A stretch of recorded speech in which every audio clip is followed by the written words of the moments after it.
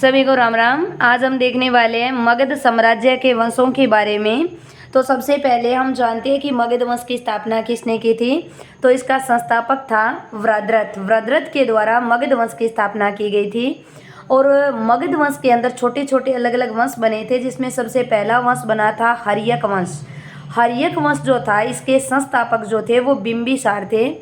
हसीन मासुका साथ से कर दीजिए, है से हर्यक बिंबिसार, सी से कर दीजिए शिशुनाग। शिशुनाग के द्वारा एक नागवंश की स्थापना की गई थी। तो अगर पूछ लिया जाए कि हर्यक वंश के बाद वंश कौन सा आया, तो नागवंश, और नागवंश के संस्थापक थे शिशुनाग। और नए से बना दीजिए नंदवंश। वेरी इंपॉर्टेंट क्वेश्चन, नंदवंश।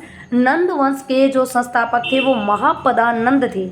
नंदवंश के संस्थापक रहे थे महापदानंद। नंद के बाद आगे माँ से मौर्य वंश, जिसके संस्थापक चंद्रगुप्त मौर्य थे। और मौर्यों के बाद सु से कर दीजिए शुंग वंश। शुंग वंश के जो संस्थापक से पुष्यमित्र शुंग थे। फिर आ जाता है आपका का से कण्व वंश। कण्व वंश के संस्थापक कुजुल कंडफिसस थे। और लास्ट में आ जाता है सातवाहन वंश। तो ट्रिक थी हसीन मासुका सात, हर्यक, शिशुनाग वंश, नंदवंश, मौर्य वंश, शुंग वंश, कण्व वंश और सातवाहन वंश। अगर आपको मेरी ट्रिक अच्छी लगे, सब्सक्राइब करें।